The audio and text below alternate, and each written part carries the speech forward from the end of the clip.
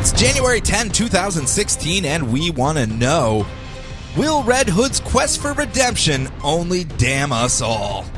Am I upset that I didn't get to include Mr. Gobbles in my Thanksgiving festivities this year? All this and more is coming up now. It's another episode of DCR. This day, we rescue a world from mysticism and tyranny, and usher in a future brighter than anything we can imagine.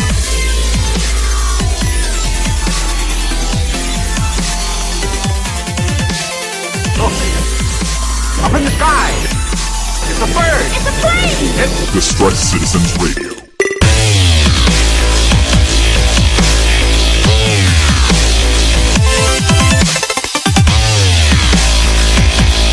Hello, everybody, and welcome back to another episode of the DCR. I, of course, remain your host, Sean Lamont, comic book reader extraordinaire. It's post-holidays, no more jingle bells. We have retired the sleigh bells. Thank goodness. Thank goodness. As we speak, Beth is roaming around the house, taking down all of her Christmas cheer. A single tear is rolling down the side of her cheek. It's so sad for her.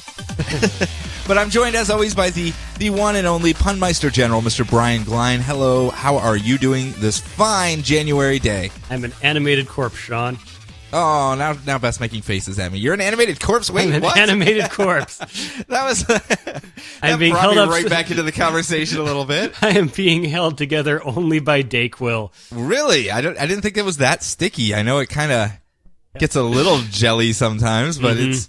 Yeah, I don't think I would use it as an adhesive bond to keep I don't know. limbs. Normally that stuff has me running around like a hummingbird on crank, but today I am just barely moving, so Lord knows what this monstrosity is that's taken hold of me. I think that's the only way they can make Crank 3 better than Crank 2 is if it's following a hummingbird. Yes. If it's Jason Statham voicing a hummingbird who has to keep his heart going in crazy...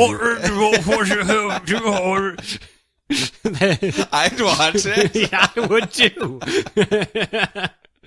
But let's get back on topic here. So, Brian, why don't you tell the folks what we're going to do here today? We're going to be spoiling all the DC comics that came out the week of 11/11/15, November 11th. It's our 11th episode, not counting the other 140 odd. Yes. But as such, you guys are It's the forewarned. episode that most resembles Corduroy. Exactly. We are going to be spoiling everything. If you don't want the book spoiled, don't listen ahead. We don't want you guys to be ruined by our horrible, horrible methods of recapping stories. You lose a lot of things from listening to us go tee-hee-hee and giggle all the way through our books because we like to have fun with them a little bit. Sometimes we expand, sometimes we contract, sometimes we minimize things down, boil them down to their more humorous elements, and then we just kind of giggle about that. So make sure you read the books that you want to read before you listen to this podcast. Although at this point, you probably should have read them. Yes, yeah, you have no one to blame but yourself right now. And we are going to do just 1 week since Brian is being held together by Scotch tape right now. Next week we're going to do 2, and then we will enact Operation Catch Up. Take a jump to the left, and a step to the right. And then thrust my hips? Bring your knees in tight. Okay, I was just going to keep thrusting my hips here. And I threw at my back like 2 weeks ago, so can I not thrust my hips actually? Can I just, I don't know, wave energetically? Well, then you're doing the converge dance, and we know who that brings. Oh, God, no. Retreat.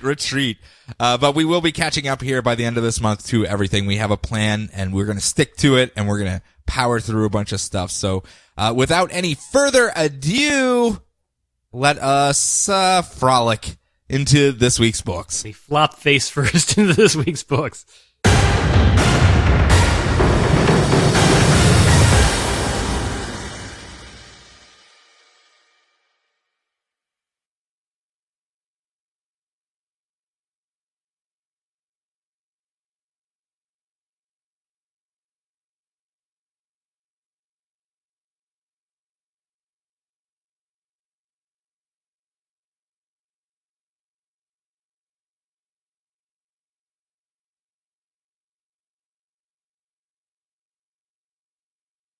All right, Brian spoke, so I'm going to give him a quick second to recover. What do you need, like 5 minutes after every sentence so you can put yourself back together? Damn it, that's another 5 minutes now. But I am going to start us off with Justice League's Darkseid War, Green Lantern, a lot of colons in there, a lot of colons. Darkseid War, it's big. it's kind of large in scope. Darkseid kind of maybe got killed. Whoops. He died, and now there is this power vacuum that needs to be filled in the galaxy, and we've seen most of the rest of the Justice League take on the roles of new gods, i.e. Batman is in Meteron's chair. He's taken over that whole Bat God of Knowledge thing. We've seen Shazam has become the God of Gods, and we'll get to talk about that next up here.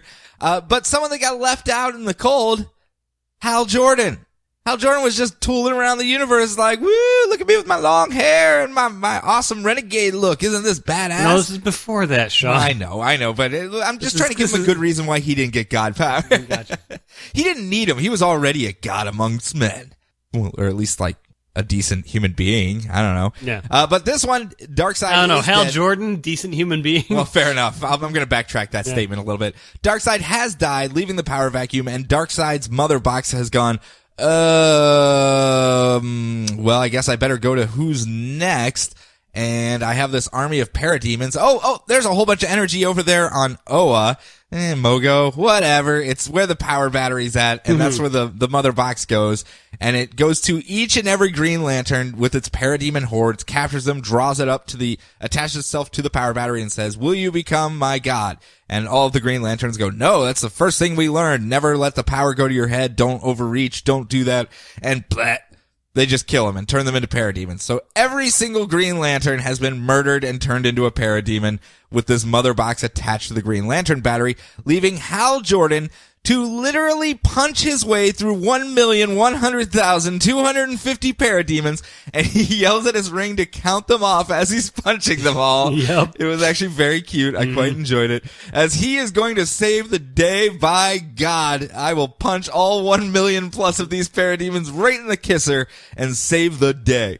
And as this is going on, we're getting a backstory kind of interspersed throughout this whole thing that's happening, telling the story of when he was a child. And how, after his father died, his mother sent him into the church because his dad was Catholic. She was Jewish. So she was like, I don't know what you're supposed to do. I think you go in and light a candle or something for him. You should do that. I mean, just, I don't know, closure of some sort for Hal Jordan as a kid.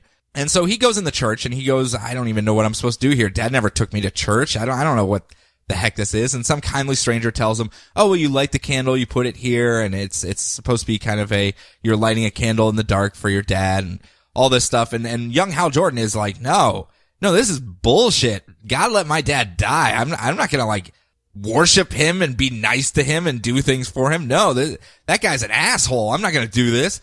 And this stranger goes on to tell him that, no, you don't understand. A god doesn't have the ability to intercede. It's kind of what they're stuck doing. They have to just watch or let things happen. There's a divine plan. They don't really have much control in the world. They can't intercede in every single little event.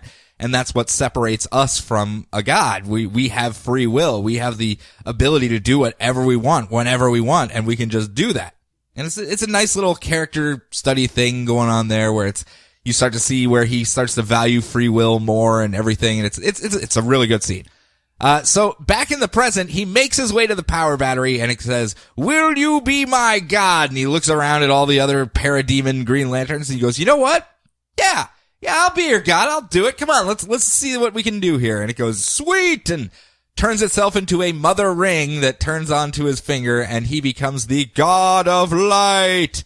And he does look like a light ray version of Green Lantern. Yes, it's very cool. I thought it's a nice melding they're doing with all the Justice League characters with their little roles that they're taking on. And he ends up going, okay, I understand everything. I understand the cosmos, everything. I even know what Batron is doing. I know what his plan is now that he's like off in the shadows trying to do stuff and not telling anyone. And oh man, it doesn't seem like a very good idea. And as he's doing that, he realizes that with this godlike power, it was actually him who went back in time to talk to his younger self. And he goes back and he's like, God, what did I even say at that time? And oh man, I don't even remember the exact words and what was said. And when he goes back, he hears the whole speech and everything and he realizes what he's given up taking these god powers. He's lost his free will. He won't be able to intercede. He won't be able to be Hal Jordan. I mean, he's stuck being a god at that point. He's locked down into god rules. And there's this great scene where the mother ring is telling him, well, you have unlimited power. You can do whatever you want. You don't have rules you have to follow. and he's got like his dad's plane in his hand, and he's sitting there, and you see on his face where he's mulling it over what he should do, and then he just kind of goes, Mother Ring, can I just make it so that all this stuff goes away? Can I just wish that you never came to Oa and none of this happened and everyone's still alive and all the parademons and you're away from Oa? And it's like, yeah, of course you can. He's like, all right, ping, mofo, ping, let's do it. And he resets everything and wakes up back on Oa. All of his Green Lantern pals are alive. All the parademons are gone. And he's just like, well, now at least I know what Battron's up to, and I'm going to chalk that up as a win for the Houster, and now I'm going to fly off and try to stop Batman from doing whatever it is he's going to do. It's a quieter book. It's much more dealing with Hal Jordan's mind and how he would, he's been in this situation before, correct? I mean, with the whole parallax thing, like, I have the powers of a god. Rah. Yeah. So it's kind of like you've seen he's matured a little bit, he's grown little bit. I'm not saying like leaps and bounds here. A little bit. He knows not to claim a godhood and screw up the universe. I mean, baby steps. We're getting there. Do we give away the big twist or no? Go ahead. Yeah, the fact that Hal Jordan, when he had his godlike powers, he became the guy that consoled him when he was a child. Yeah, that's why I said he went back in time and gotcha. watched. Yeah, that's. I probably didn't specify or that pretty much. I'm just barely alive. No, that's fine. It was probably a bad specify. It's hard whenever we have past people, present people, and God people in the room at the same time, and they're all the same person. Very, very good. Excellent. I mean, when I read this one and I got to the end and I saw, I mean, I could kind of tell who the artist was. It was Doc Shaner. Yes. Got to lock that down, DC. I don't know if he's a monthly guy or not, but you saw who wrote this one? I saw who wrote. I'm like, Tom King. Oh, no wonder. Tom King and Doc Shaner. Thanks for taking this one, Sean. I didn't even read it before I split them up. It was just, there were so many books of yours, and I was like, well, I think Brian likes Shazam more than Green Lantern, so I'll give him Shazam, and I'll take Green Lantern. It makes perfect sense. And then, of course, the everything, I didn't really even notice the cover. I just went to when I got to the last page, I'm like, oh, yeah. But very, very good. I'm kind of hoping, I hope these guys get to hop around and maybe dabble in an issue of each of the characters, maybe. He's already got Grayson, obviously. So, I mean, out of the park. They're just killing that book over on Grayson. If he wants to pop in for an issue on some of the other titles, and then, maybe just like, see what happens, see what leaks out there. I'm quite okay with that as well. So next up. And I didn't exactly get the short end of the stick with, our good buddy Steve Orlando. No. Shazam with Scott Collins. Yeah, you were doing these ones before, the Darkseid War tie-ins, the couple we've had before, and you weren't amazed by them. You were, I mean, some of them were, you liked the Flash one, I remember. Flash was good. Batman and Superman left something to be desired. Yeah, and I think it was just because they were side stories that didn't quite line up, and you couldn't quite figure out how they fit into the whole Darkseid War and blah, blah, blah, but I read these ones and I was like, what is he talking about? These things are really good. Yeah. So, Billy Batson, Shazam, his pantheon has fallen after the death of Darkseid. So the wizard that gave him the powers found a new anagram-based pantheon of new gods to power him.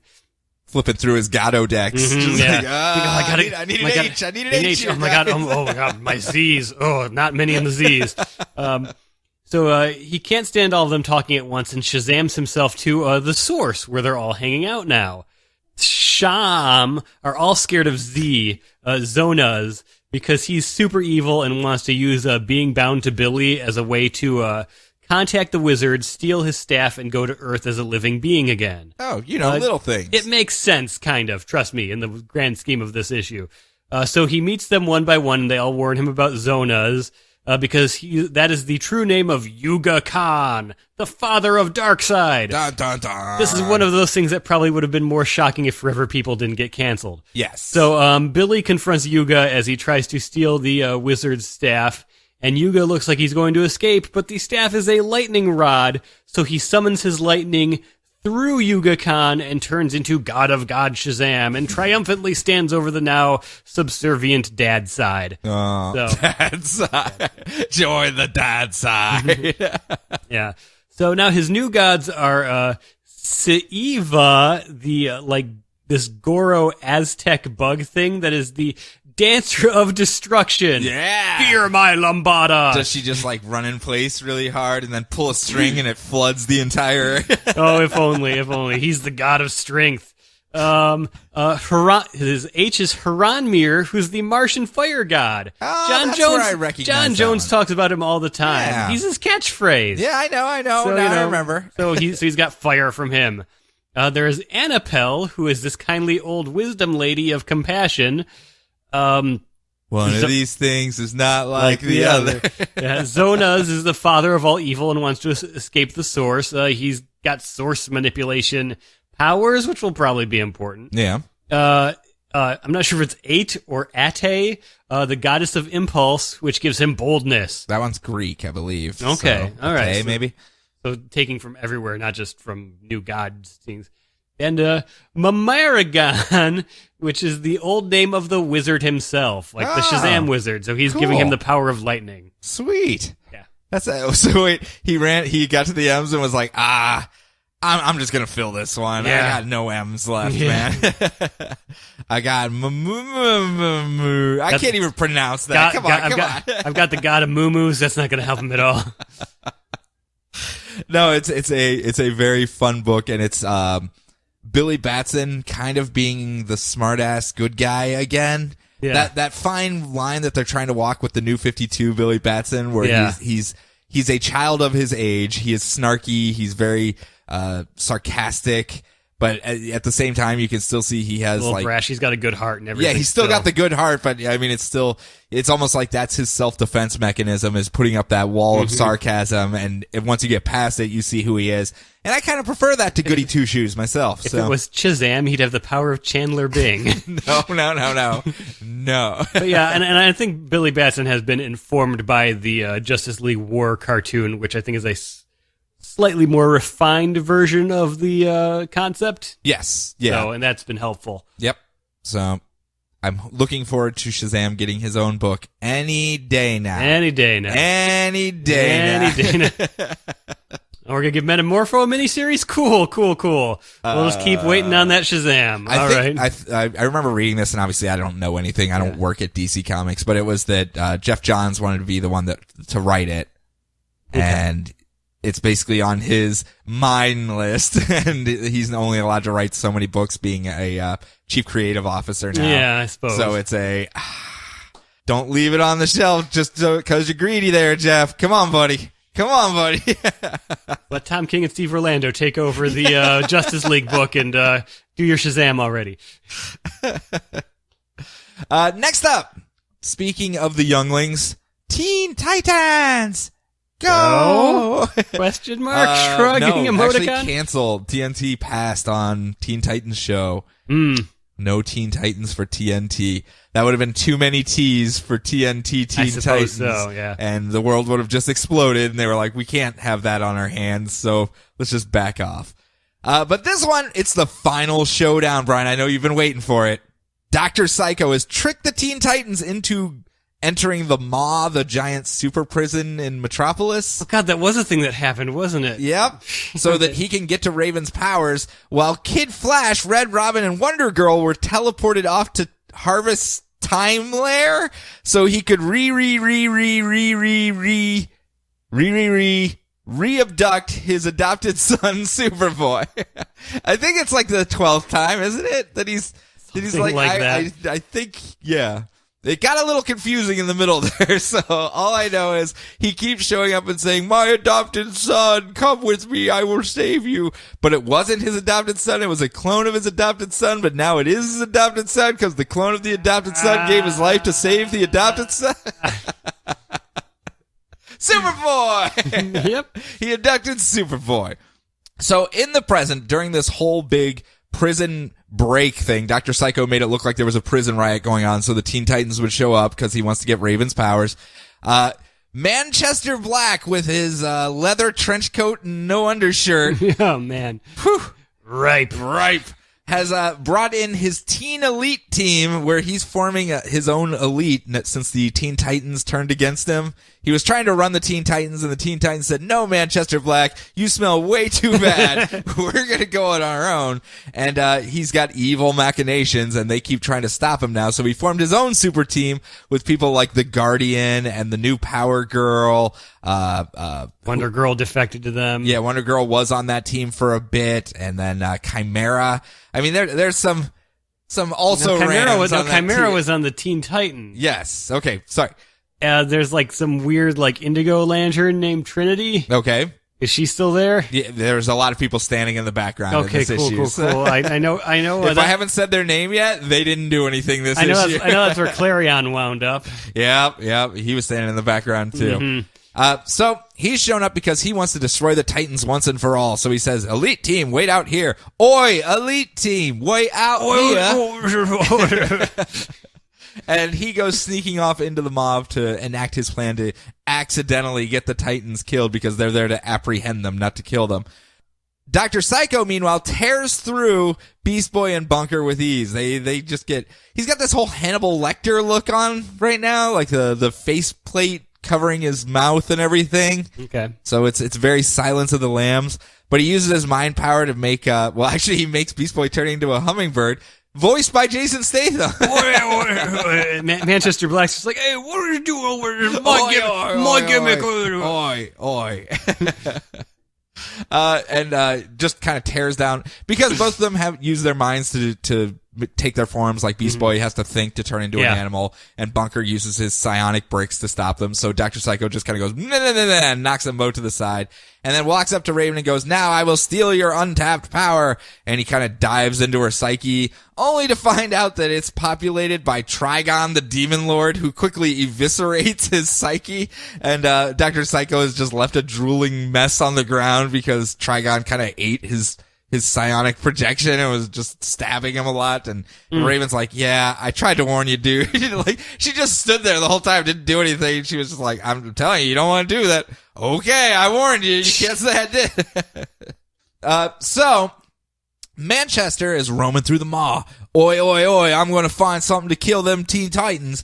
And he runs across the person he was trying to find, Despero, who I guess they just had locked up in the mall. And he goes, "Hey, Despero, I know we never met, but can you kill the Teen Titans for me? I really hate them. They're bad people." And that's when it turns out that Chimera was actually disguised as Despero, and because she and Power Girl didn't trust him, they followed him in. They go, "We knew it. You're a bad guy." And they start fighting him.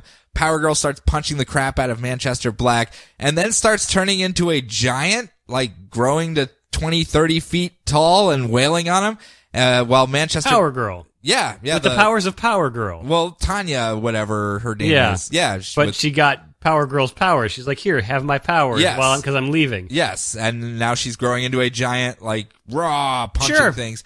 But while she's doing that, Manchester Black goes, "Ha ha ha, I knew it. All of my messing with you guys' genetic treatments and stuff like that while you were in my elite team is finally paying off. I can't wait to see what happens with the rest of the team." Okay, all right. Yeah, see, okay, they explain it.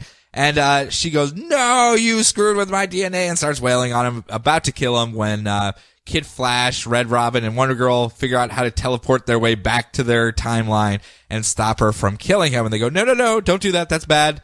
Killing bad. You're a good person. And she shrinks back down to normal size. And as they're all standing around trying to figure out what they're supposed to do at this point, there's actually a very humorous background conversation with the guards of the mall, like two of the guards, and they're like, "Should we get involved in it? I don't think we should we should just stay over here. We should probably call someone. We should just call let's call our supervisor." And they're like, while all this stuff is going on, they're just in the background having that conversation on, "What's the protocol? What's the book say?" "I don't know. Apparently we're supposed to hit the button to lock the door." "Okay, let's lock the door instead." Well done, Deputy Rosencrantz and Deputy Guildenstern. So they end up calling in for reinforcements, who is like a braggart, just like, "Ha ha, children!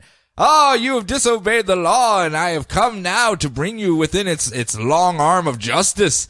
Do not fight against me, for I will not harm you. I am just here to fill out the roles and bring you to justice and take you to jail as you must do. Ha ha ha, scoff, scoff, scoff." And whoever this is just dismantles each and every one of them super quick, and all of these kids are lying in a pile of unconsciousness. And that's when we see, "You never stood a chance because it is I, Alpha Centurion who has come to stop you all. You know what that means? I know what that means. Doomed is continuing. Doomed shall survive. Yay! I was quite pleased when I saw that, and they've turned Alpha Centurion into the Marvel Hercules pretty much. Yeah, just always bragging about his exploits and popping in and just like, ha ha ha, I will stop this, and then we will go and have beers and be merry together. It's fun. He's a great character. For those of you that didn't read Doomed, he's a great foil, especially to the Doomed.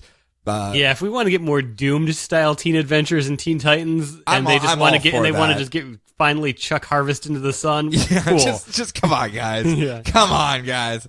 But yeah, to be fair, they did what they needed to do, which was bring more teen characters that were on the sideline into the book. So they have a large rotating cast and or friends they can hook up with down the line, and they don't have to do that whole, oh, I don't know who you are. I don't know who you are. We must fight each other now. And instead they just did one arc where all of the other people that they could have met were on an opposite team, and they already got their one fight out of the way, and now they can just now we can join. Now we can do as we do as superheroes and join up as a team. Exactly. So I'm sure I'll be hitting that one point in this episode. Yes. It makes sense. I understand what they were doing. It's just a, come on, let's get to the fun stuff again, guys. Let's go out there and have some fun again. Yep. So next up, all right, more kid fun. Starfire. Well, I don't know if it's kid fun, but well, Starfire number 6. She has little pictures of elephants and pockets and porpoises. And yeah, I know. People who enjoyed watching Teen Titans when they were kids who are now grown up, you can read something similar to what would the grown-up adventures of Starfire. Okay, fair enough. Yes. So, all right. So Starfire has a much more flowy soap opera style vibe than any other books I read. So there's a lot going on, and I'm going to try to cover as much as I can. Okay. It'll be out of order and messy, and I'll do what I can. That's okay. Okay. So when we last saw Starfire, she encountered a Sorin. The cancer-eating doctor that randomly kills people, standing over a seemingly dead Sal, the brother of Starfire's housemate, the chief of police. This is very soap opera. So Starfire goes to drown Sorin for the killing, but also for wearing that cowboy hat, a few years too late. Yeah. True story. But she gets more flashes of his life and how even though he keeps on killing people, he seems to be trying to stop. And on top of that, Saul wasn't dead. So they sedate Sorin at the hospital, and Saul takes Starfire on a date to the hospital cafeteria where she gets to try pancakes, Earth's most wonderful food. Well, I don't know about that. They're decent. To Starfire, they are amazing. Elsewhere in the issue, through flashbacks, we learn that Saul had a redheaded girlfriend in the past that worked at the Coast Guard with him, and more than likely she died on a mission. Okay. So he's got to think. That explains why they're very touchy about the sea and stuff as well. With saving people. Mm-hmm. And, he's got a thing for redheads already. Yep. So there's Starfire. Hey, is this Dick Grayson in disguise? Doesn't he just only date redheads too?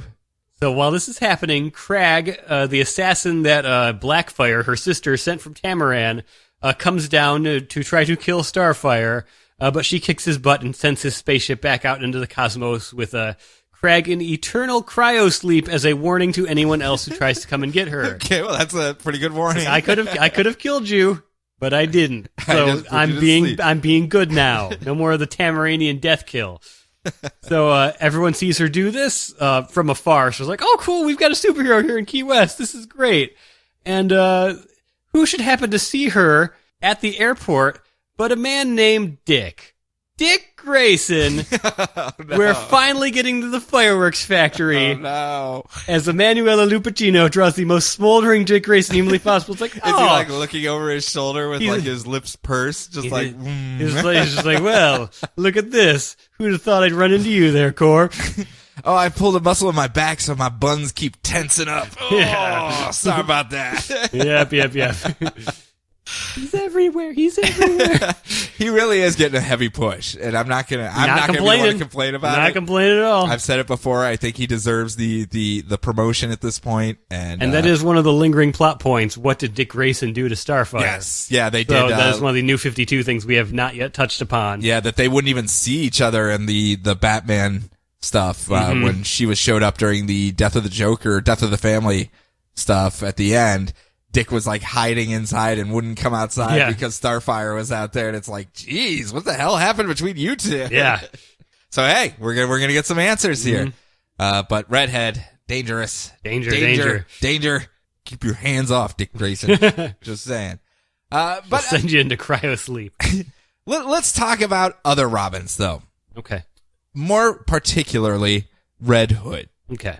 Jason Todd. He is stuck palling around with his best friend / worst influence, Roy Harper, a.k.a. Arsenal, and they have formed their team of Rent-A-Bat, of course, being Arsenal's idea, and they are a company of heroes for hire, not trademarked. I mean, that's just their phrase. Not at all. Unfortunately, though, at the end of last issue, Arsenal was shot dead in the back of the head by none other than Joker's daughter. And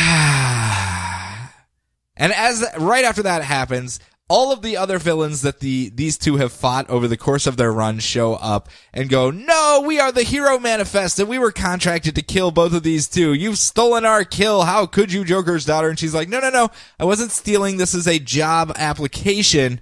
I'll go kill Jason Todd now, and if I do so, can I join your team and be like on the super team that's fighting against these guys? Well, I guess they'll be dead, but, can I still join your supervillain team and everything? And they go, yeah, I guess. I mean, it's a contract, so if you do it and give us credit for it, we get paid either way. I don't give a crap. So she goes, whoop, whoop, whoop, whoop, and runs off to go and find him. Unfortunately, Jason is waiting on the airplane to fly off because he was going to meet Arsenal over at their next mission that they were going to go do. I think it was in Detroit or something. And he's severely affected by the bat hug that happened 1 issue ago, where he ran across the now amnesiac Bruce Wayne, and they had a little heart-to-heart, and Bruce Wayne gave him a big old hug, and he's like, oh, man. Maybe I need to step up. Maybe I should stop doing all this like kid stuff and get my life together and kind of step up and fill in some of those roles that are missing now that Bruce is out of the game. There's a huge vacuum there, and I'm just running around being an idiot with Roy. Maybe I should do that. Maybe it's time I step up and become a better man. And as he's having these thoughts, he looks out the window and sees, as the plane's taxiing, Joker's daughter trying to saw off the airplane wing with a chainsaw, and he's just like, maybe tomorrow I'll be a better man. I'm gonna go beat up Joker's daughter real quick. And he runs out on the wing, and they have this whole fight. But as he's looking at her, he's like, man, she's just like me when I first came back to Gotham too. She's just confused and muddled in the head, full of piss and vinegar and unfocused rage. Batman took me in when I was like that, made me into the man I am today. Maybe it's time I pay it forward. Maybe it's time I help her out. And as he's like having this mental like thoughts in his head, she's just standing there with a chainsaw looking at him like, hello? Are we gonna fight? What are we doing here? And the pilots see them out on the wing and slam the brakes, and they go flying off the wings. And Jason lands on his feet to see her bounding off like, woohoo, woohoo, woohoo, across the airport. He's like, well, I guess I'll follow her and see where she goes. It's time for me to step up. Meanwhile, it turns out Arsenal's death was a fake set up by the Joker's daughter. She shot her with a blank that was full of blood and sinew, and it looked like he got shot in the head, but he wasn't, and he comes to and decides to systematically dismantle each and every one of the villains they've fought already. Just kind of like, he doesn't even have a bow, he's just walking around with an arrow, just poking them with it. I mean, they're not the best villains. Let's be fair. Wasn't there like an army of mimes at one point? Yes, there's a couple mimes there, and I mean, they're pretty low rent, I'm not gonna lie. But he just kind of fights his way through until he gets to the last one, and the last one gets the drop on him and is about to kill him when all of a sudden Jason comes in and kind of knocks him out of the way. And Roy goes, how'd you even know I was here? And he goes, oh, she led me over here. And Joker's daughter steps out from the shadows like, woohoo. It's like, oh, God, you're so annoying. Even Roy's like, oh, God, I know this lady. Can we just leave now? Can we get out of Gotham? I do not want to get pulled into an adventure with Joker's daughter whatsoever. Nothing good will come of it. And Roy goes, no, man, we can't do that because she's the newest member of our team. And Roy's like, no, you're doing everything you can to get us canceled right now. No. Don't do it. And Jason Todd goes, no, this is serious. I mean, she's just like I was when I was at that age. I think we can refine her. I think we can make her a better person, help her out. And she goes, and he tells her, there's only one rule. If you join up with us, no killing. And she goes, okay, I can accept that. If you accept my rule as well, when I inevitably break that rule, when I inevitably kill someone, you have to destroy your morals and put me down. And he goes, okay, deal. We'll do it that way. And I'm like, that's actually a pretty cool dynamic right there, because now he has a lot vested into not letting her kill, because then he has to break his own moral code otherwise to kill her. And it'll be a nice showdown in the future when we've all forgotten about it and it pops up, that situation, and it'll be a nice tense moment between them. And I think that's a great setup right there. But poor Roy is just in the background, just like hands to his head, like, there's going to be a guy with a coat of pennies at one point. This is such a downgrade from Starfire. This is such a downgrade. Didn't you used to hang out with that Dollatron lady? Come on, can we get her? Have a big O at one point? What happened here? Yeah. A little bit more of a touching moment. The bat hug really got to Jason. We'll see that in Batman and Robin Eternal. We'll see that in Batman Superman. He's growing as a character, shall we say. He's gotten over his serrated knives, Brian. Yes. And you have to admit, it's been a slow build since the beginning of the New 52. When it first started, and you hated Jason Todd because he was just, he's just so whiny. And he's been growing over the last 3 years, and now he's gotten to a point where he is becoming a much better person as far as putting his past not behind him, but embracing what he did wrong and learning from it. I just love what a sarcastic jerk he is when he shows up in the other books. It really is great. But he's still helping, and he wouldn't even do that at the beginning of the New 52. He was just like, sucks to be you guys, peace, and walk on out the door. Yep. So wrap up the half for us. Justice League United, number 15. This is the last issue, wasn't it? I don't know if it's the last issue. I didn't bother to look. It feels like there's going to be like at least one more to wrap everything up. Just a bow issue? Yeah. Okay. At least based on the end of it. It did have a little next blurb, but not a goodbye blurb. Okay, fair enough. All right, so Justice League United is dealing with a breaker that is causing wars from all time periods to converge in one spot in France. The team had been broken up, but thanks to comic book misunderstanding, they all wind up in the same place and fight each other. But after Vandal Savage calls a false surrender to get everyone to stop fighting and start talking... Okay, guys, let's just put down our guns. They team up. So we have the Justice League United team with Sergeant Rock and Easy Company, Enemy Ace, the Creature Commandos, Frankenstein and Shade, and New 52 head Finn Omak, because Jeff Parker cares about what happened in Suicide Squad number 29. Yeah! And this is where he showed up. Oh, is that where he ended up when he went down the toilet? Yeah, when he went down the toilet, he went through a portal to this specific spot. There's even a little editor's note. Like we looked it up. This is where he came from. And it's even Jeff Parker knows more than us. So yeah. So they figured out that a bandaged soldier that looked an awful lot like the classic Unknown Soldier is the breaker, because they see it bending time around them. So they lead a full assault on it, and when it tries to change time to 1944, Sergeant Rock's time, he's able to stab it in the belly with his bayonet, and the breaker falls apart, and everyone winds up back in their time period. But what did Haunted Tank do? Anything. What did Haunted Tank I didn't do? see Haunted Tank anywhere, Sean. Haunted Tank I don't know how you don't have Haunted Tank in there. To be fair, that is quite the cavalcade of war comic people already in one place. You got G.I. Robot, Jared. You got everybody in there. Yeah. That's pretty much almost Enemy everyone. Ace, yeah. How was the balance on it? Was it anyone overshadowed, or was it just like the JLU team and then all of these guys in the background, or did they all get a chance in the sun at least? It honestly felt more like the war characters took front stage, and the JLU guys are kind of in the background. I'm so not happy this book is being canceled. Yeah, it's such the DC. It was very much the premise for the DCU presents, so that they can actually get all of these little side characters, have their missions, let them do their thing.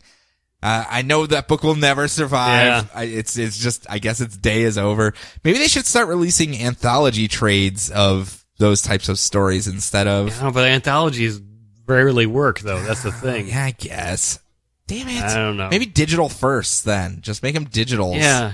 Try that out for a bit and see if it works. I'm not going to lose anything of it. I mean, it's so not tethered to continuity because it's so weird side characters all the time that they can just do whatever they want with it. And I don't know, whatever. I'm talking to myself. I kind of like all these little weird characters. I kind of liked it when Blue Devil and the Whale were fighting in DCU Presents, that Vandal Savage. Like little mini Silence arc, of the Lambs mini thing where he was in prison and trying to solve a crime with the FBI that was one of his bloodline from throughout the centuries. Yeah. I mean, there's all these awesome little short stories that I quite enjoyed, but I guess it's just destined not to be. Curse you, buying public. There was that one Curse weird. you. Wasn't there like a weird like Kid Eternity one shot or something at one point too? Yeah. That was good. There's all sorts of little just weird one shot show ups, do things. All right, see you later, guys. Bye. Yeah, but anyway, Alana Strange shows up to congratulate them, and we're off to our next / last adventure. If there is even another adventure. Yeah, maybe it bleeds into something else. I don't know. I know all of these books that were canceled are coming to their close. I made the error with Lobo last episode where I didn't even realize that was the last issue because I thought it was just tying in with Green Lantern in the next issue. It wasn't. No, like you he's have actually to read Green moving Lantern to the Green Lantern book in the next issue. So that was actually the end of it. So I felt bad afterwards when I realized that, and I was like, yeah, maybe now people have a reason to check out the Lobo title and see if there's something that likes them. And then I'm like, ow, well, maybe people will have a reason to check out Green Lantern and see Lobo in it. But that's it. That's it for the first half. Brian, what do you have coming up for round dose? Got the Batman Beyond, and Constantine the Hellblazer. Is he blazing hell, or is he just yucking it about this time? Blazing awesome is what he is. And I'm Batman and Robin Eternal as we continue our weekly talk to the Robin. The end of Valentine's Catwoman run that I've been absolutely adoring. And last but not least, Batman Superman. But you'll understand when I go over there. So hold on a couple seconds and we will come back to go through those books.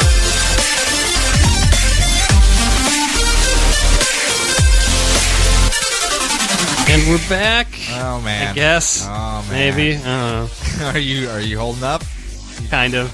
You got drifting off there during the break. You got this, man. You got three books. Three more books. I can do this. I can do this. That's easy. I'm you excited. do that in your sleep. I'm really excited. Not literally. Don't do that in your sleep. I'm just saying you could if you wanted to. Man, I'd have so much more time to do this podcast if I could do it in my sleep. I know. So I'm going to lead us off on this second half. It is a Bat half. It is super Batman heavy half. With Batman and Robin Eternal, the weekly.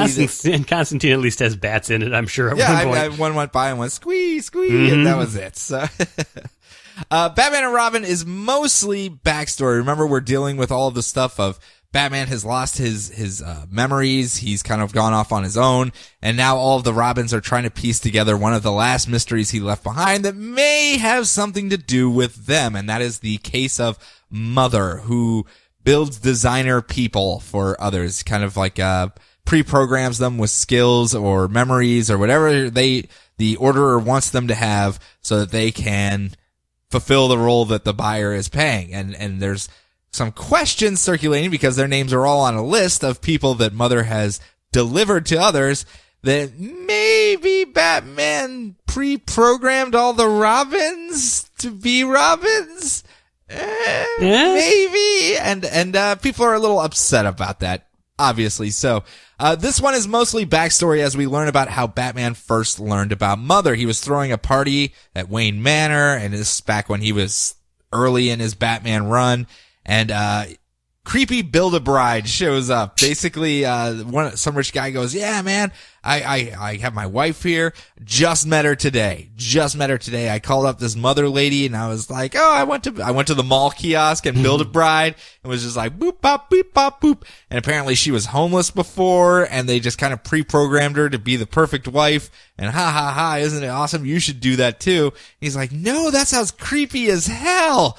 And the rich guy goes, but that's what you're doing with these kids. And you just take in some circus kid and you're going to raise them to be your kid and act like you. Isn't that what parents do anyway? Is program kids to be the way they want? And he's like, in a very, very loose sense, maybe, but no, that's creepy. And then as they're having this conversation, this weird, like, strong-looking guy is standing there glaring at them, and the rich friend is like, ha, no, I was just kidding, none of that was real, ha, see you later, gotta go, bye, woo, and he runs off and grabs his wife, and they leave the party. And Bruce Wayne's kind of like, well, that's weird, I should probably investigate that. I mean, that sounds pretty much like human trafficking. Pretty on the nose to it, so I should probably investigate. And he sets up, hacks into the cameras at the rich friend's house. And as he does so, just as he gets into the camera, he sees Orphan throw a dagger at the camera, and he's like, oh crap! And he runs over there to find that both of them have been murdered for blabbing. Oh, they spoke too much. Ooh, curse you. And he opens up the file for Mother and decides he's gonna try to track down and figure out what's going on. Now in the present day, Jason again, he's got the power of the bat hug. And he's like, oh man, Dick Grayson, this isn't me at all. You're putting me in a really awkward position, but you didn't trust Tim Drake and went to his parents' house to make sure that he actually had parents and wasn't some pre-programmed orphan kid. And Tim's really ticked off at you, and I just gotta tell you, man, you gotta trust us. I think that's what I'm supposed to say here. I don't know. I'm not good at this stuff. But, I mean, Bruce made a lot of mistakes over the years, but the one thing he didn't do was when he picked the three of us. We're good kids. We're good people. You gotta stick together. Don't let this paranoia get to you. So I'm gonna go off with Tim. He doesn't even want to talk to you right now. He's royally ticked off. You let a supervillain battle into his parents' house. So I'm gonna go with him because he says there's a signal whenever all of these people activate and start operating under Mother's controls, and we're gonna go investigate that. And it leaves Dick Grayson to kind of go, fine, I guess being Dick Grayson, I'll just go pick up all the teenage girls and we'll go off to Prague and have an adventure together because I'm Dick Grayson and that's what I do. And it ends with him picking up Cassie Kane and Harper Row and like, hey, jump in my flying car, ladies. We're going to Prague. And they're all like, woo! As Tim Drake puts his head down and sad Charlie Brown walks away. Like, I did everything. I put up cameras in their bathroom to make sure they were safe, and they don't appreciate me. Tim Drake, stop it. No, it was clearly a setup so that they could split them off into different teams, so that they could have zany adventures together and have them split up and then eventually come back together. That's what we found these weekly books do a lot. They have their little sub teams and sub threads that are going on that all interweave into one larger story. So now we've got our teams and they're off there doing their things. So it should be pretty fun moving forward from here. I quite enjoyed it. And it actually starts to tie into the Robin War stuff a little bit here moving into next week's stuff. So it becomes quite fun. Robin War, eh? Yeah. In pictures about it. It's a war of Robins. I see. Tweet, tweet. And a hummingbird that talks like Jason Statham. All right, so moving on to Batman 46. Okay, so Mr. Bloom is the world's pointiest Stretch Armstrong, and he has crashed a Gotham charity event and is just murdering the crap out of people with his pointy fingers. So many eyes get poked out, Sean. Yeah. Many eyes get poked out. Boop. He is, if anything, kind of hilarious with all of his grandstanding and, like, flower talk and, like, flower puns. Like, I'm not here to talk about gardening. And then he starts talking about, like, tending to the lawns. Like, okay, I'm talking about gardening. I'm Mr. Bloom. It's what I do. I kind of like the fact that he's almost a caricature of all the theatrics of the normal Batman villains. Mm-hmm. Yeah. I mean, it's just kind of like, I guess I'm here. I'm supposed to do this stuff. So, I'm going to slap a hoe. No, the garden utensil, this hoe here, I'm going to slap it, and there you go. See, it's a pun based off of my motif here. Yeah, but Jim Gordon Batman shows up with his without his robot suit and just fills him up with tiny battering bullets that have no effect. They briefly are able to capture Mr. Bloom with the electromagnets in the Bat Blimp. Okay. And I'm sure that will be important later because there's some electromagnetic thing that's been found in his seeds and whatnot. But he still manages to just spine a T away and just skitter. Like, Mr. Bloom, you're so creepy. So, meanwhile, Julie Madison, an amnesiac Bruce Wayne's art teacher girlfriend, admits that her father was a gun runner that sold Joe Chill the gun that killed his parents. But Batman doesn't care. She's not her father. Marry me. Now come into the shower with its conveniently placed comic steam. Oh, comic steam, you're such a prude. Oh, man, always getting just in the way. I know. Duke, the head of We Are Robin and the cousin of Jim Bat's partner Daryl, is busy robbining around and trying to break into the Penguin's new Iceberg Lounge. He gets in, but Penguin, Great White, a classic ventriloquist, and some S&M mask version of Black Mask? Okay. Is that him, even? An S&M version? No, it's been straight gang Black Mask that we've been dealing with in Catwoman. Okay, so like Skull Mask, not like Zipper Mask? No. Okay, so I don't know who the Zipper Mask dude is then. That does not sound like the Black Mask I've been seeing. Yeah, but they managed to catch him like Duke. That sounds more like the Gimp. Yeah, but Duke tries to like zip line away, but Great White bites his boot with his mouth. Aww. Like, oh, problems for Duke. Oh, man, poor guy. Yep. So he's doing some kind of investigations in regards to Mr. Bloom, and I guess they're looking. So the only ones still missing. Yeah, and his parents are the ones still missing from the thing. Yeah. So when the Joker took over the city, so he thinks the Penguin's kind of involved, but they're also looking for Mr. Bloom. I don't know. It's a big thing. It'll big thing. It'll make sense soon enough.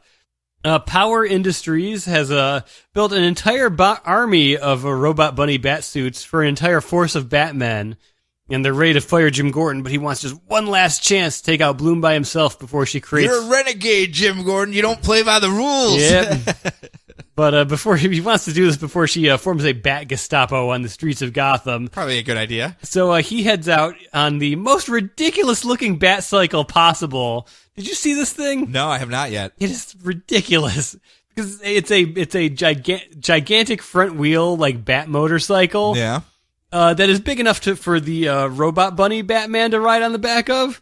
That sounds about right. It's pretty silly looking. I know. And he calls on Twitter at the time. They were trying to. Capullo was saying he was trying to design it, and it was like just ridiculous to himself as well. He was like, "I'm just trying to put together something that's just eye-catching, but maybe not in all of the right ways." It's very toyetic, I'll say that. But does it have laser lights on the side? No. A little missile or a grappling hook on the front that if you push down on it, it'll shoot it off and knock down all the red solo cups that maybe Penguin was standing on. Yes. Oh, I always wanted to buy those clear plastic cylinders when I was a kid. You know, it's like, oh, that's not included in the set. No, you toppled my plans. Yes. Your plans were to stack a whole bunch of red solo cups? What kind of plan was this? Yep. I want to do it really fast, and then I could be at the beginning of a Skrillex song. So, good lord, we went off pretty far on that one. He also calls it his Batmobile. I'm like, it's a bat cycle, Jim. Come on, learn the terminology. It's a mobile vehicle. Yes. So he goes and finds Bloom's warehouse in Blossom Row, which you may remember from that one flashback issue from a few months ago. Yep. The one that part alleyway. of that alleyway that's kind of like overgrown with vegetation and stuff. Perfect for an Arkham game. Just saying. So he gets in there and gets out of his robot suit because he's been treating the robot suit like a rookie and like his partner, which is kind of funny. Yeah. And so he gets out of the robot suit, and then Bloom manages to take over the bat suit and is going to use it to choke out Gordon. Oh. Whoops. Well, that's a rookie mistake there, bat suit. Yeah. But a very melancholy Mr. Bloom. When he's not in front of everybody, he's just kind of brooding. He's like, oh yeah, I'm going to be changing everything soon. I guess I'll just have to enjoy these last few moments before I kill you, you know. Again, he's just kind of doing the theatrics because it's expected of him. Yeah. He's just, I'm supposed to do this. It's in the job description, but between you and me, not really my scene. No. I'm happy that it's all like working out as far as the Jim Bat stuff. Yeah. That it wasn't just super gimmicky and everyone just kind of turned on it. It's over in 3 months, you know. Yeah, I mean it's actually playing out to be a valid. This is a time frame where he got to step back and not deal with it. And Alfred is a little overprotective, you think? Smidge. Just a little bit? Do you think he's going to end up crossing a line at some point as far as like trying to keep everyone away from Bruce Wayne so he doesn't remember that he's Batman and anything that could remind him of like, National Geographic Channel is showing something on bats. Smash cable box. We're cutting the cord, Master Wayne. Nothing but Hulu for you now. I mean, he just seems very, and I understand why. This is his dream was for Bruce to actually have a Netflix. They have nothing but Marvel shows there. He won't think anything about Batman here. No, so I think it's an interesting turn for the character. I'm enjoying it. See how it plays out. So, next up, Catwoman, the end of the super awesome gang run that's been going on over there. Do you remember anything that was happening in that book as far as all the gang interplay and the subterfuge and the not a thing the politics? There's another Catwoman. Yes, as the daughter of a Yakuza boss. Correct. And then Black Mask saw her skulking back in her second-rate Catwoman costume and assumed that the Yakuza boss, her father, was harboring Catwoman and ended up killing her father, thinking that it was, someone helping Catwoman. So now Aiko has basically taken over her father's Yakuza gang. Black Mask has been taken out of the equation. Actually, Penguin saved him for the cost of all of his lands and territory. So Penguin has, again, worked his way back into the front row of all the gang war stuff happening in Gotham City. Gang wars. Gang wars, they're everywhere, man. And Aiko has decided that she is going to bring peace to Gotham City, end the gang wars, the only way she knows how. She tried to do it Catwoman's way of subterfuge and playing around the edges and pitting people against each other, mutual ensured destruction so that no one would do anything. That didn't work. It ended up just getting her dad killed. So now she invited all of the heads of the other smaller families to her house for a party and has sent out her Yakuza gang of ninjas to murder every single other small gang in the city at the same time. And Antonia, the cousin of Catwoman, shows up and just says, "Hey, I just wanted to send apologies to you." And Aiko's like, "Hey, I didn't invite you to this party. I'm not about to turn against the Calabrese family, so you might want to go, but I appreciate you stopping by and telling me about this. When you do go home, you might want to go by way of Penguin's underground tunnels and just hang out there for a little bit. Some neighborhoods may be a little rough tonight." And Antonio goes, "Oh, I will do that," and just kind of goes down and leaves and does her thing. Stephanie Brown has been training under Aiko because Catwoman passed on her and, or Selena Kyle Catwoman passed on her, and she's been working with Aiko because Aiko was trying to subvert all the gang stuff as well, and that's right up Stephanie Brown's alley. And then she's been teaching her martial combat and et cetera, et cetera, et cetera. But she's like, "Whoa, you're crossing a line you can never come back from. If you do this, it's done. You're a villain at that point."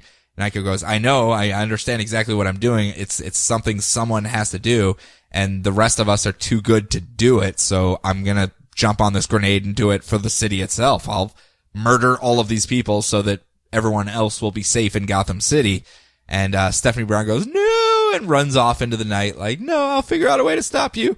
Runs across Selena Kyle and goes, "Hey, Selena Kyle, Aiko's gone bonkers. She's murdering everyone, and Antonio was there as well. You probably should get there." And Selena goes, "Oh, crap," and runs up there just in time to find Aiko standing over the dead bodies of every single person at this party. And she's just standing there like, "Yep, I'm not happy about it. It had to be done." And Selena tells her, you really didn't have to do this whatsoever. And it comes down to a final fight between the two of them. The fight ends with Aiko escaping. Catwoman has the chance to kill her and says, "No, I'm better than that. I'm not going to do it." But you realize we're no longer friends anymore or lovers or anything. And Aiko is unfortunately saddened by this, but goes, "Yes, I knew it when I did it, but still had to be done at the end of the day." Returns down to the underground tunnels of Penguin, Selena Kyle does, and finds her cousin there. And they all try to figure out, well, what are we going to do? I don't know. What are we going to do? Seems like the gangs are down to basically Penguin and his holding, and Antonia, basically Selena Kyle's family and their holdings, and all the other small families have been obliterated. So I guess peace between us for right now, and then we'll go back to doing the pilfering, and since it's down to two families, there just won't be any more of these small pocket gang wars. We'll just keep everyone in line on both of our sides and control our territories and do our thing. And that's where they kind of leave it, with Selena Kyle going, "I think I'm going to leave Gotham. I don't think there's much for me here right now. It's, Bruce doesn't even remember me. All of my friends are dead. Everyone that I had trusted has turned and gone to the dark side and fully embraced the gang life when I was hoping they would just stay on the edges like me. What if I won? What if I lost? I've lost so much. it's time for me to hit the road, and she jumps on her motorcycle and drives off into the night. Vroom, vroom. Again, I've said it every month. It was a Game of Thrones of gangs, and it worked very, very well. The supporting characters were infinitely better than what have been in the Catwoman books for some time. There was a long stretch of supporting characters that were not good, and these ones feel very natural, very reasoned in their decision making. Things that were set up back in the first issues of the run pay off at the end of the run. You understand the depth of statements that were made, and they weren't just one-off little casual comments. No, they were explicitly stating what their intentions were and trying to tip people off and warn them of things. You go back and read it, and it's a very good, very tight storytelling, and I highly recommend giving it a shot. It's done now. I hope Valentine ends up somewhere very, very good, because she's very talented at this type of writing. And I quite enjoyed it. I'm going to leave it at that. Quite enjoyed it. So there weren't any Doomsday Preppers, Sean. There were no Doomsday Preppers. There were no coats of pennies. Joker's daughter has been banished off to Red Hood Arsenal, so I think that's why she did not end up in the underground. So, yep, that was Catwoman. I liked it a lot. I liked it a lot. All right, Batman Beyond number 6. Former Red Robin Tim Drake, who, as we all know, is currently living under the guise of Batman Beyond while in the Robot Bunny Batsuit, has found an old... Look at that one. Oh, wow. You actually wrote that out in abbreviated form? Yep. That is a lot of letters. He has found an old Justice League transporter in an old Court of Owls building. He uses that to teleport up to the old Justice League satellite that Brother Eye is operating out of. Having given himself a human form... Brother Eye is now a physical threat that they have to fight with their fists instead of with a copy of Windows 95. Aliens never expect it, man. Never. It's just so bug-ridden. They're like, it hurts us. But luckily Tim stashed ink, the supervillain ink, inside of the Robot Bunny Batsuit, and she is able to cover up Brother Eye with herself and get all up inside of his business and shut him down. She was there because Brother Eye had her daughter captive, if you don't remember that, or I forgot to say it. Whoops. No, you had mentioned it. Okay. And on the ground, all of the spider robots go inactive. Yay! The future is safe. The future is safe, yeah. So Tim teleports Deanna out. Things explode. Deanna's mad at Tim that her mom is dead because of him. But she did just die to save all of humanity. So priorities there, Deanna. Yeah. And also, remember everyone, Ink, not Tim Drake, saved all of humanity. Tim, come on, man. So now Tim gets to live in a land of dead robots and rubble. Punch the sky in victory, Tim Drake. Yeah, punch the sky in victory. Poor Tim Drake. Even in the future alternate universe, he just can't catch a break. Someday he's going to be a hero. Someday he's going to be a hero. I'm telling you. Can't help but think. I mean, I don't want to be that guy. I don't want to go all ain't it cool news and like, well, I would have written the movie this way, thank you very much. But, all I can think is like, man, this would have had so much more like, if, Terry McGinnis and Plastique were, our pals doing all this stuff. Yeah. And not randomly Tim Drake. To be fair, we already enjoyed alternate Plastique and Terry McGinnis Batman. We liked them a lot. We did. Tim Drake has been in a rough patch. Mm-hmm. If you want to try to salvage a character, I mean, yes, you could probably sell a couple more books. It's not going to get tens of thousands of new readers if you have Plastique and Terry McGinnis roaming around the future. Yeah. You might get a couple thousand more, 3,000-4,000 more people. I understand the problem of like, well, Batman Beyond wasn't really selling as like a digital exclusive thing. Yeah. But I thought, if you tie him back into DCU continuity and say, yes, this is a thing that's going to happen and other things that happen in other books will affect him. Sure. I thought that maybe that would have given it the bump it needed. It's like, Batman Beyond is now a DCU title. I just thought it was a matter, there's that, and then a chance to salvage Tim Drake is what it was. And, because he's... Tim, you're killing me, buddy. You're killing me. Yeah.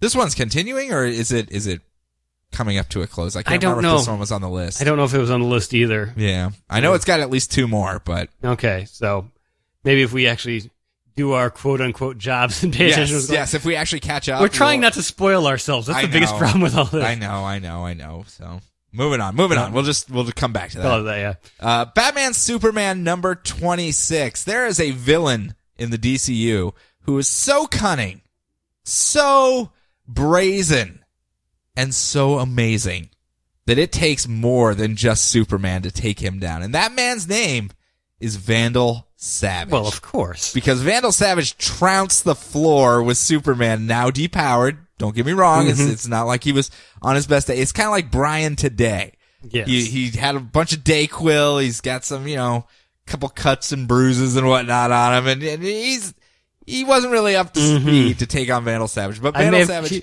if he were to try to recap Batman Beyond, he would have flubbed that too. Yes. But Vandal Savage mopped the floor with him, and now he's tracked down that Vandal Savage has tasked these miners out in Siberia to dig up a bunch of abandoned nuclear weapons that Russia buried into the ice. And he's like, oh man, he's threatened to kill those people. Well, I should get some people together because obviously I can't take Vandal on myself and try to help them out. So they trek on out into the snow, and Superman has brought along with him, Batgirl, Barbara Gordon, Jason Todd, aka Red Hood, and Dick Grayson, the super spy extreme.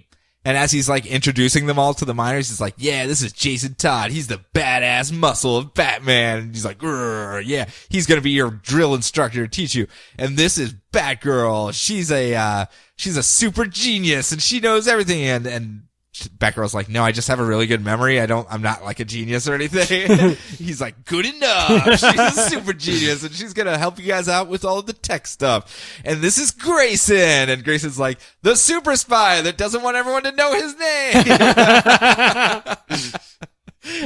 and Superman's just like, point taken. It's kind of a fun little scene of Superman trying to lead these guys, and Superman is very pensive. Shall we say, he still wants to save everyone. He still wants to get out there and save everyone, but he doesn't have the strength to do it himself. But he's worried about bringing essentially Batman's kids in to help him. And he's like, man, what have I gotten them into? Have I gone too far? I could have maybe done this myself, maybe with just one of them. Maybe if I just brought Dick Grayson, we could have done it. He usually has things work out for him pretty well, and we've teamed up before. I kind of trust him and everything. But nope, this is too big. We can't help but do it. We have to help out. And did you happen to see on Comics Alliance Chris Sims did a look back at Grayson's year of handsomeness? No, I didn't. And he likened Superman to like his cool unemployed uncle that rides a motorcycle. And I'm just like, that is kind of where Superman's at right now. Yeah, kind of. I can kind of see that into the big wrestling scene now. Yeah, he's doing the whole God brawl thing. Yeah. Myth whatever. Yeah. But they all work together, try to get together arms and armor. And one of the kids that's there with this family of miners, keeps like testing Superman's invulnerability because he's like, does this hurt? Does this hurt? He's like stomping on his foot. Or at one point he's like stabbing him with a fork and he's like, do you feel that? Do you feel that? And Superman's just like, nah, not really. Not really. And then we cut away where we see he's like bleeding where this kid just kept stabbing him with a fork. And he's like, goddamn kids. Oh, goddamn kids. And they're trying to figure out what they're going to do. And as they're all sitting up on this mountaintop, like, what do we do, guys? How are we going to handle this? We do not have enough firepower to take on Vandal Savage and a bunch of monsters. And, as they're doing so, they're roaming through the snow in the perimeter. And all of those shadow ninja monsters start coming up from this one patch of ground. They're like, oh, crap. Let's kill the shadow ninja monsters. And as they're fighting them, they're like, hey, we can't murder people. These things might be sentient. And that's when they see Superman kind of tearing them in half. And they're like, well, I would assume they're not because that doesn't seem like Superman's style. So they start tearing them up. But there's just so damn many of them. And that's when the backup shows up. The Bat Blimp has flown all the way from Gotham City to Siberia. I guess he left 5 weeks ago. Yeah. It was just like, he traveled by map. It was much faster. Yeah, and he arrives and helps fend off the rest of them. And as they look around, they're like, well, why would the shadow monsters be over here like a mile away from where the Russians buried all the nuclear missiles? Do you think he was trying to protect something over here? And they go, well, let's find out. And Bat Bunny Batman goes wom wom wom with all of his Sonics breaking up the ice.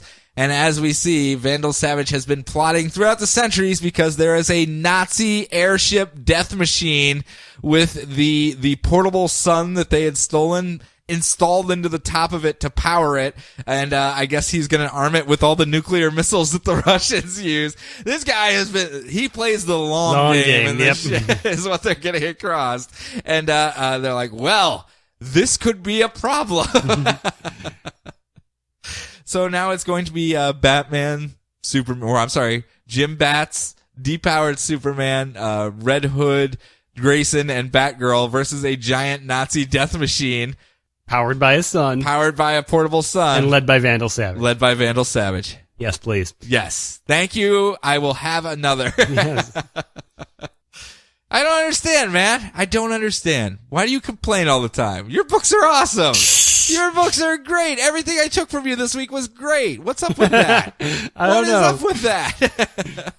Do I really complain that much? No, you don't. I just like giving you flax. I mean, there's the one book, but... Usually you have one a week where it did not hit you right at all. Yeah. And that's more than understandable because that's still a pretty good average 7 books a week we're covering. Mm-hmm. That means 6 out of 7 books were something you enjoyed and one of them was not. Yeah. Or at least enough that you can be like, hey, I see where people would like this. I see where people would like this. And this one, I don't know where they're going. Yeah. That's good odds for the range of tone that they shoot for with this DCU stuff. Mm-hmm. So next up. All right. Finish us off. Constantine the Hellblazer number 6. Mwah. All right. We start off with the greatest opening sequence ever.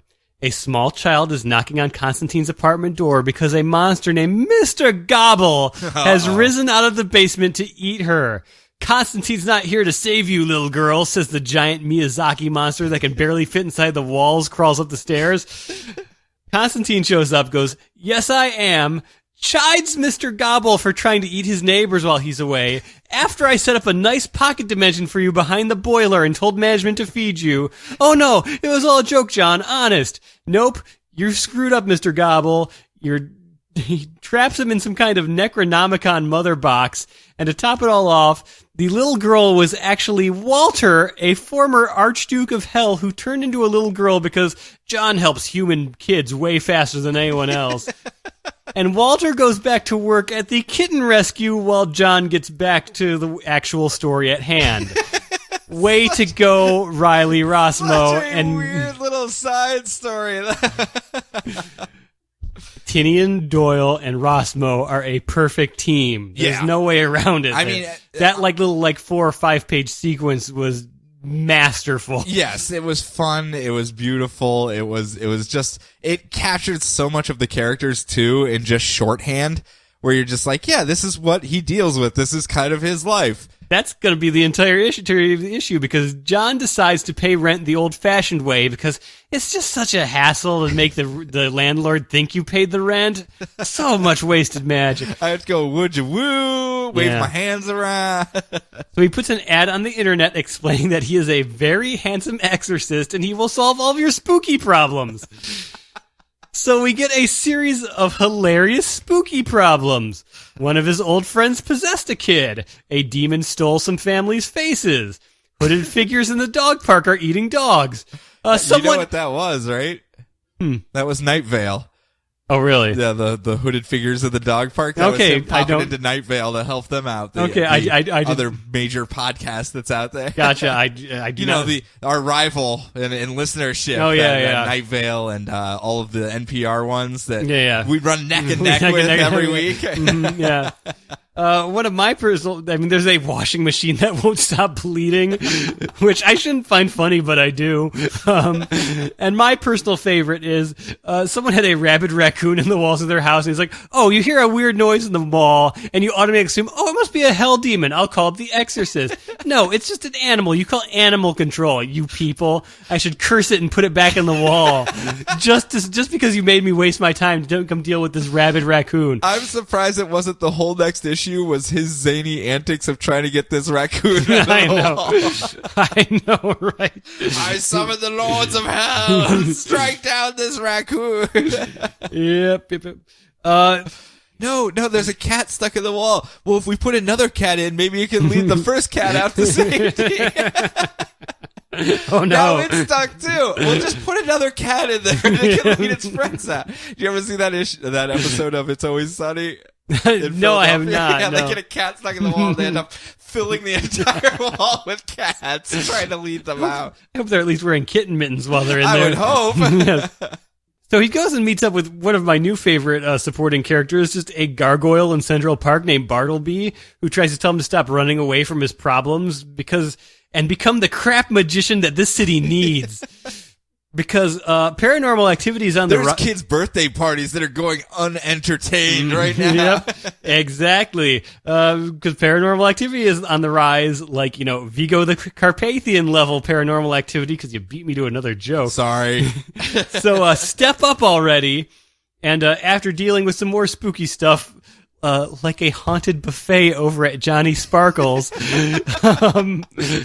he heads home, and Walter has ordered food from Oliver's Cafe. And who should be there delivering it but Oliver, the hunky owner of the cafe that Constantine was flirting with and keeps running into. Who keeps creepily showing up in his life. Yep. Way too conveniently. So, you would think with his lifestyle, he would just be like, I should probably just murder you now to get it out of the way. Yeah. But Oliver had some extra takeout, conveniently. So Constantine, you know what? I'm just going to enjoy this ride before a chimera tears this dude apart or whatever's going to happen to him. It's just a raccoon. This was this is like a perfect issue. Just pick, hey, you want to know what Constantine's all about? Here, perfect jumping on point. Yeah. Perfect, just day in the life, slice of life of John Constantine. Perfect one-issue story. It's great. That gets you everything you need to know about shorthand, what he deals with, how he deals with it, his personality, and how maybe it's shifted a little bit from what some people know him as or what he's been in the New 52 before. It's very fun, too. It's so lighthearted for as creepy as the material creepy and dark as it is, and that beautiful tone of, Rossmo's artwork's kind of on the cartoonier side, but it's got an edge to it, and when it needs to go dark, it goes crazy dark, and I love it. And that's just it. This is a breather. This is just like man, that's zany Constantine, and then it's going to go It's going to ramp up something terrible, yeah. This might actually be a very important beginning of the story, and everything will fall together. Who knows? Yeah. I don't know. Maybe that washing machine is going to be the big bad. Just ruining everyone's clothes all the time. Don't get my hopes up, Sean. But that's it. See, we ended strong. Ended strong. I knew you liked that one, so cap it off with there for you.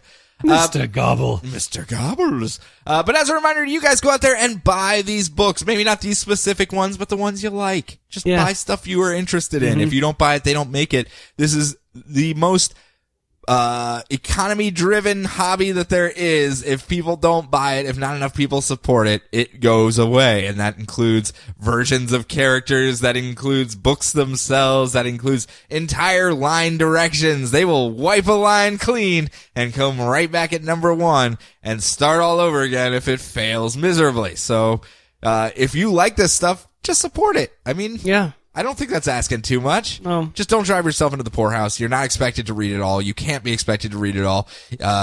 Keep it within budget so that you don't burn yourself out. Find stuff you like. Stick with it. If it starts to go a direction you don't like, I recommend giving it a little bit of time, but don't go 3 years later going, I hate this. Why am I still reading it? Because then you're just going to sour yourself to the whole hobby. Yeah. Don't do that. Don't do that to you. That's what I'm saying. Next week, we're going to do a double. Get ourselves caught up through Thanksgiving.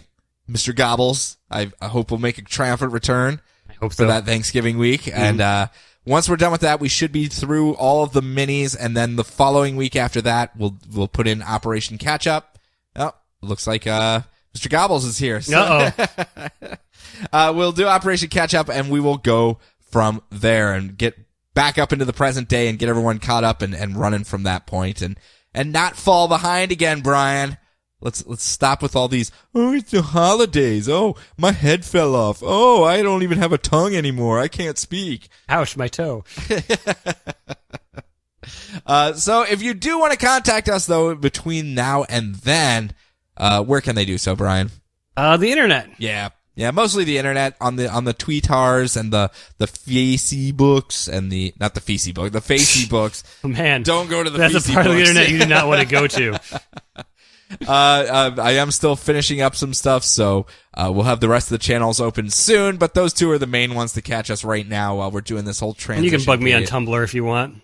That's where you'll find me. Well, my goal is to have everything done and fully set up again before the Batman vs. Superman movie because obvious reasons. Because the last Superman movie, as much as I didn't care for it, it certainly bumped us up. So. Yeah, we got like a couple thousand listeners new right after that movie, and I mean some of them drained off, but we ended up with a large overhype of whenever the movies come out or big things come out like that, people get interested, and I find that very, very cool, and I would like to at least accommodate them if possible. If not me, there's plenty of other people that can help out as well. So if anything that brings people into the hobby, all for it. So that wraps us up. Do you have any fun things outside of DC Comics that you wanted to bring up before we jetted for today? I was going to say that I've enjoyed the first 2 issues of American Alien. Oh, Max Landis' I was Superman actually going to thing. say that during the Batman Superman. I was incredibly surprised by it. I was expecting a much more cynical tone, maybe? Yeah, maybe. Maybe. I think that's what I was thinking. And obviously that's pigeonholing him into the storytelling he did with YouTube videos and whatnot, but I was just expecting a bit more of a, I'm cool, sarcastic take on it. It's like, no, he actually does love Superman, and this is like a perfect, like, oh, you just want a sampler of Superman? Here's a little different story from his life. Yeah, it's anthologies throughout his life from young childhood it doesn't affect the continuity at all or anything, but it'll probably make a perfect trade to hand to someone, hey, you like Superman? Here's what he's all about. Yep, very surprised. He's got a lot of very good artists on it, too, it seems. So, came out of nowhere for me. I wasn't expecting much from it, and I read the first one. I was like, hey, that was actually really good. Yeah. Yeah, really good news. Nice. I knew I couldn't spoil myself if I was reading it, so I checked that out. Fair enough. And okay. I haven't listened to his podcast. I haven't listened to a podcast where he spoils the ending of it yet, so we're cool. Good. Way to go, buddy. Way to go. Seems like that's all. Max Landis, you got so many good story ideas. Why are you telling everyone to end them on podcasts everywhere? Stop it. No, but mine was Tales from the Borderlands. So good. Another one of those Telltale games. You explained a GIF I saw on the internet. I'm like, oh, now I know what that's from. Yep. So much fun. A lot of laughter. Yeah, I play games a lot. I'm pretty big into them, and comedy in games is very, very difficult to get done correctly, I think. So most of the time, the most someone will get out of me is like a huh or a snort out of my nose at best. And this one had me full on laughing multiple times, and maybe sad as well, and then maybe laugh some more, and it was like, quit toying with my emotions. But it was really great storytelling. I quite enjoyed it a lot, and I highly recommend it. I'd never played the Borderlands games prior, so don't feel like you had to have to join into this game. I guess there's some running gags from it, but it was still a fun time for me, and quite clearly one of my favorite games I played this last year, so give it a shot. Cool. But yeah, non-DC, I got the Art of a Star Wars book for Christmas. Yeah. So if you want to track that, if you enjoyed the movie, like I'm assuming most people did, if you want to see just like cool concept art and stuff and all the different stages they had to go through as they were building the new movie, it's really, really interesting from like just like a film nerd perspective. Yeah, I was going to borrow that one from you and an art nerd's perspective as well. So yeah, and try to hone my artist eye since I keep telling you. So help out those Star Wars people. They're not making enough money. No, I think they're pretty poor. Mm-hmm. They're barely making it by right now. I hope they get to make the next one. I hope so too. It's going to be close. Very close. But that's it from us. So everyone, enjoy your books, enjoy your week, enjoy your lives, and we will talk to you next week.